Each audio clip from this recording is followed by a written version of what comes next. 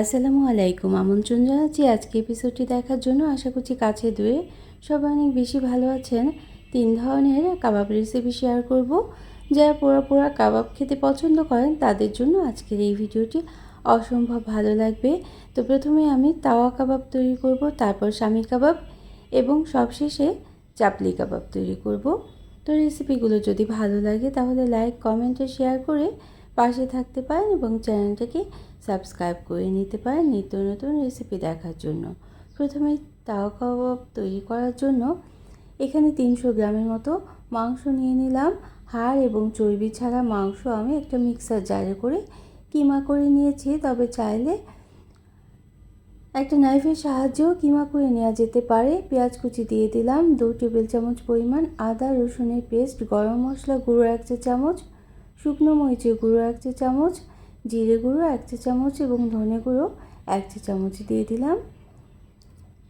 লবণ দিয়ে দিতে হবে পরিমাণ মতো, সাদা গোলমরিচের গুঁড়ো আধা চা চামচ, 1 টুকরো লেবু এভাবে করে চিপে দিয়ে দিতে হবে, অর্থাৎ 1 টেবিল চামচ পরিমাণ লেবুর রস দিয়ে দিতে হবে। এখন খুব ভালোভাবে মিশিয়ে নিতে হবে। এই তাওয়া কাবাবটা অনেক সহজ তৈরি করা। প্রথমেই কিন্তু মাংস সিদ্ধ করার ঝামেলা নেই, যে কোনো মাংসের কিমা দিয়েই তৈরি করা যেতে পারে। এই পর্যায়ে আমি 2 টেবিল চামচ পরিমাণ ময়দা দিয়ে দিলাম এবং একটা ডিম দিয়ে দিলাম। তারপর আবার ভালোভাবে মিশিয়ে নিতে হবে। দেখলেন তো আমি কিভাবে করে মিশিয়ে নিচ্ছি। ঠিক এভাবে করে মিশিয়ে নেওয়ার পর বাইন্ডিংটা দেখতে হবে, যদি হাত দিয়ে ধরে পড়ে না যায় তাহলে এইরকম কনসিস্টেন্সি করে তৈরি করে নিতে হবে। একটা প্যান নিয়ে নিলাম, ভারী তলাযুক্ত প্যান বা ননস্টিক প্যান নিলেও হবে। তারপর এভাবে করে তাওয়ার উপরে ছড়িয়ে দিতে হবে কাবাবটা। খুব সহজে তৈরি করে নেওয়া যায়, তবে কিছু স্টেপস ফলো করতে হয় এবং কিছু বিষয় লক্ষ্য রাখতে হয়। উপরের দিকটা সমান করে দিতে হবে। তারপর আমি এখানে বাটার, ঘি বা সরষের তেল দিয়ে দেওয়া যেতে পারে চারদিক দিয়ে। আমি এখানে সরষের তেল দিয়েছি, চাইলে বাটার অথবা ঘিও দিয়ে দিতে পারবেন। আর ঝাল ঝাল খেতেই কিন্তু যে কোনো কাবাব খেতে ভালো লাগে, তাই উপরে গরম মশলার গুঁড়ো এবং শুকনো মরিচের গুঁড়ো বা চিলি ফ্লেক্স ছড়িয়ে দেবো। আর চারদিক থেকে এভাবে করে সরষের তেল দিয়ে দিলাম, চাইলে বাটার বা ঘিও দিয়ে দিতে পারেন, তবে সাদা তেলটা না দিলেই ভালো। তো এভাবে 5 মিনিট ঢেকে রাখার পর নিচের দিকটা যখন সামান্য একটু শক্ত হয়ে যাবে আর উপরের দিকটা এরকম নরম থাকবে, লো মিডিয়াম আঁচেই এই কাবাবটা তৈরি করে নিতে হবে। তখন এভাবে একটা স্প্যাচুলা দিয়ে আলাদা করে দিতে হবে প্রতিটা কাবাব। অবশ্যই কিন্তু উপরের দিকটা যখন নরম থাকবে তখনই আলাদা করে দিতে হবে।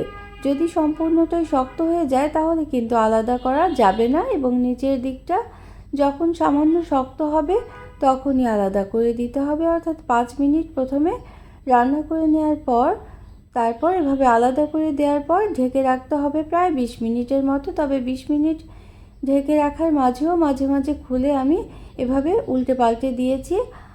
আর যদি প্রয়োজন হয় তাহলে আরও বাটার বা ঘি বা সরষের তেল দিয়ে দিতে পারেন, ছড়িয়ে দিতে হবে উপর দিয়ে। তো এভাবে করেই কিন্তু এই কাবাবটা তৈরি করে নেওয়া যায়। কেমন লাগলো অবশ্যই কিন্তু জানাবেন। আমার কাছে মনে হয় এই তাওয়া কাবাবটা সবচেয়ে সহজ একটা রেসিপি। যে কোনো রুটি, পরোটা, গরম ভাতের সাথে, খিচুড়ি বা পোলাওয়ের সাথে অনেক বেশি খেতে ভালো লাগে। তো এভাবে উল্টে পাল্টে কয়েকবার করে উল্টে পাল্টে একটু পোড়া পোড়া ভাব করে নিতে হবে। অবশ্যই যদি পোড়া পোড়া ভাব করেন তাহলে কিন্তু এই কাবাবটা খেতে অনেক বেশি ভালো লাগবে। তো এখন দেখবেন কিভাবে করে ঘরে থাকা মশলা দিয়েই শামি কাবাব তৈরি করে নেওয়া যায় অনেক কম সময়ে। এই জন্য এখানে 1 কাপ পরিমাণ বুটের ডাল নিয়ে নিলাম। বুটের ডালটাকে আমি গরম পানি দিয়ে ভিজিয়ে রেখেছি 2 ঘন্টার মতো। গরম পানি দিয়ে না ভিজালে সারা রাত ভিজিয়ে রাখতে হবে। 7 থেকে 8 ঘন্টা পর্যন্ত ভিজিয়ে রাখার পর ডালটা ধুয়ে নিয়েছি। আর এখানে 1 কাপ বুটের ডালের জন্য 1.5 কাপ পরিমাণ হাড় এবং চর্বি ছাড়া গরুর মাংস ছোট পিস করে কেটে নিয়েছি এবং খুব ভালোভাবে কেটে ধুয়ে পরিষ্কার করে নিয়েছি। অবশ্যই কিন্তু হাড় এবং চর্বি ছাড়া মাংসটাই নিতে হবে আর একটু ছোট পিস করে কেটে নিতে হবে। আর রেশিওটা এরকম হবে, 1 কাপ বুটের ডালের জন্য 1.5 কাপ পরিমাণ গরুর মাংস নিয়ে নিতে হবে। চাইলে কিন্তু 2 কাপ পরিমাণ গরুর মাংস নিয়ে নিতে পারেন। খুব সহজ রেসিপিতে কম সময়েই রান্নাটা করব বা কাবাবটা তৈরি করব। মশলা হিসেবে দারচিনি, এলাচ, লবঙ্গ, শুকনো মরিচ 1 টেবিল চামচ পরিমাণ, আস্ত জিরে, শাহি জিরে এবং তেজপাতা দিয়ে দিলাম। তো একটা প্রেসার কুকার নিয়েছি, প্রেসার কুকারে আমরা আজকে সিদ্ধ করে নেব। এখানে 1.5 টেবিল চামচ পরিমাণ আদা আর রসুনের পেস্ট দিয়ে দিতে হবে এবং বুটের ডালটা আর গরুর মাংসটা আমরা মিশিয়ে দিলাম। পেঁয়াজ কুচি দিলাম এবং কয়েকটা কাঁচামরিচ ফালি দিয়ে দিলাম। আর যে মশলাগুলো দেখালাম আস্ত মশলা, সেই মশলাগুলো দিয়ে দিতে হবে। আর পানির পরিমাণটা এখানে এই মাংস এবং ডালের উপরে 1 ইঞ্চি পরিমাণ উপর পর্যন্ত থাকবে। তো আরও 1 টেবিল চামচ পরিমাণ গরম মশলা গুঁড়ো এবং 1 চা চামচ জিরে গুঁড়ো দিয়ে দিলাম।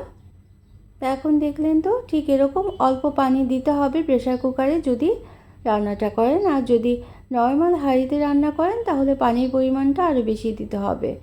অর্থাৎ এখানে মাংস এবং বুটের ডালের উপরে 1 ইঞ্চি পরিমাণ উপর পর্যন্ত পানিটা থাকবে বা 1 কাপ পরিমাণ পানি আমি দিয়েছি।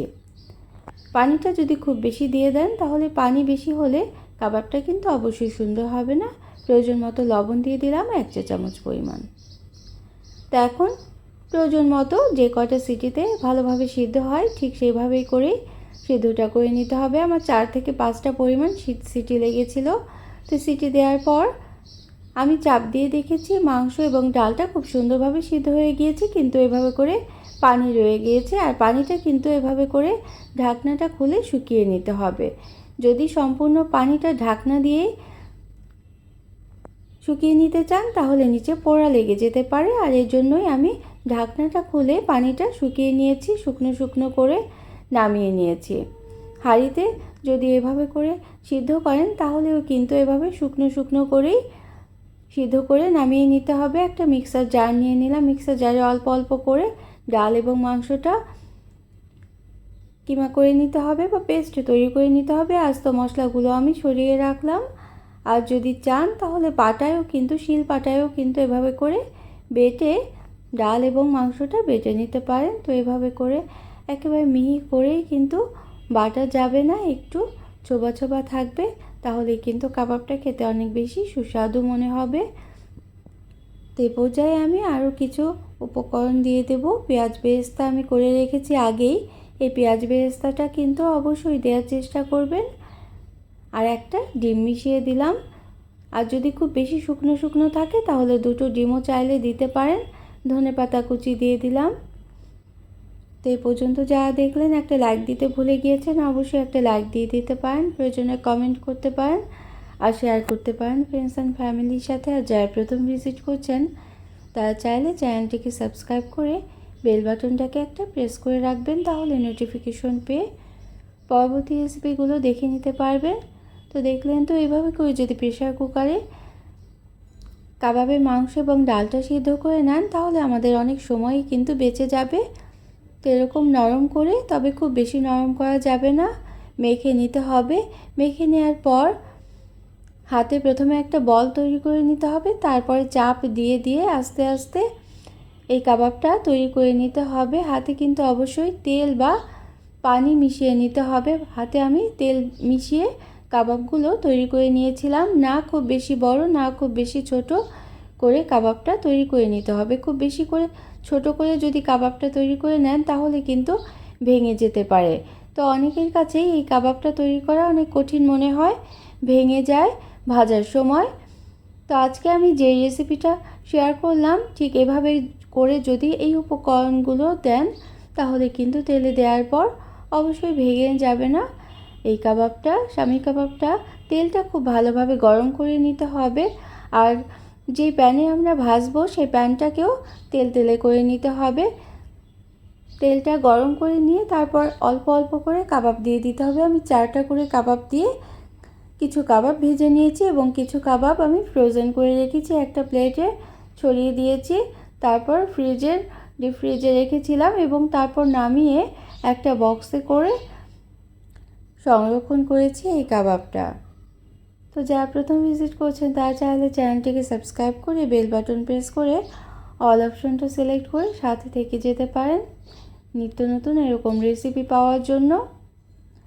তো সবগুলো কাবাব আজকে আমি ভাজিনি, তবে কিছু কাবাব ভেজে নিয়েছি অল্প অল্প করে দিয়ে। তেলে যদি খুব বেশি কাবাব একসাথে দেওয়া হয় তাহলে কিন্তু ভেঙে যেতে পারে। আর কাবাবের মিশ্রণটা যদি ঠিকভাবে তৈরি করা যায় তাহলে কিন্তু এই কাবাবটা কখনোই ভেঙে যাবে না। এই স্টেপসগুলো অবশ্যই ফলো করবেন।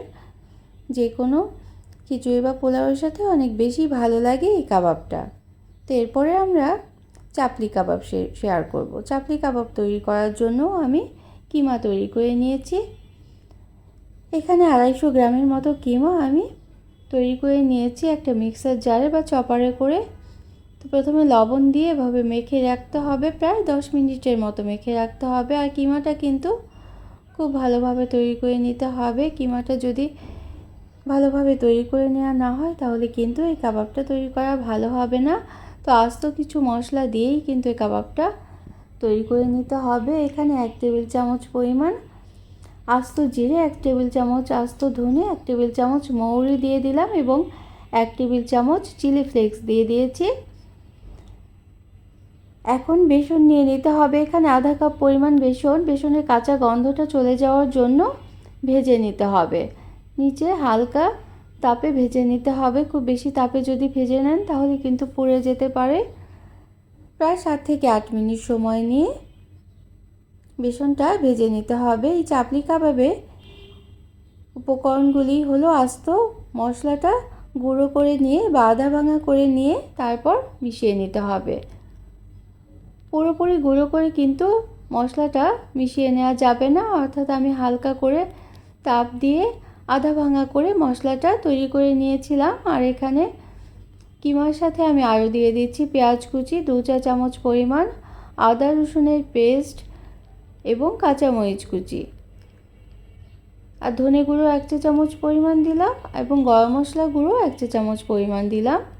তো অন্যান্য আর তেমন মশলা কিন্তু ব্যবহার করতে হবে না এখানে। তো যে বেসনটা আমরা ভেজে রেখেছিলাম বেসনটা দিয়ে দিলাম। এখন একটা ডিম এভাবে করে অল্প তেলে ভেজে নিতে হবে। লবণ মরিচ কিছুই ছাড়া ভেজে নিতে হবে। ভেজে এই ডিমটাও আমরা মিশিয়ে নেব কাবাবের সাথে এবং একটা কাঁচা ডিমও দিয়ে দিয়েছিলাম। তো এখানে কাঁচামরিচ কুচি দিয়ে দিলাম এবং ধনেপাতা কুচিও দিয়ে দিয়েছি। এখন মিশিয়ে নিতে হবে খুব ভালোভাবে। মিশিয়ে নিলেই এই কাবাবটা অনেক বেশি মজাদার হবে, অর্থাৎ কাবাবটা ভালোভাবে তৈরি করা যাবে। এই একটা বিষয় লক্ষ্য রাখলে যে খুব ভালোভাবে মিশিয়ে নিতে হবে। আমি হাতে অল্প পানি মিশিয়ে চাপলি কাবাব যেহেতু হাতের তালুতে নিয়ে একেবারে চ্যাপটা করে করে দিয়ে কাবাবগুলো তৈরি করে নিতে হবে। এবং তারপর কিছু টমেটো স্লাইস নিয়ে নিয়েছি, টমেটো স্লাইস উপরে দিয়ে ভেজে নিতে হবে। এভাবে করেই চাপলি কাবাবটা তৈরি করে নিতে হয়। তো কিছু স্টেপস ফলো করলাম, দেখলেন তো। সেগুলো হচ্ছে আস্ত যেসব মশলা দিয়েছি মশলাগুলো আধা ভাঙা করে নিতে হবে এবং মাংসের কিমাটা খুব ভালোভাবে মিহি করে পেস্ট করে নিতে হবে। তারপর ভালোভাবে মিশিয়ে নিতে হবে। সবগুলো মশলার সাথে উপকরণগুলো বেসনের সাথে খুব ভালোভাবে মিশিয়ে নিলে কাবাবটা অনেক মজাদার করে তৈরি করে নেওয়া যাবে। তারপর টমেটো স্লাইস করে হাতে এভাবে চাপলির মতো করে দিয়ে একটা একটা করে তৈরি করে নিতে হবে। আমি কয়েকটা কাবাব তৈরি করে ভেজে দেখিয়ে দিচ্ছি।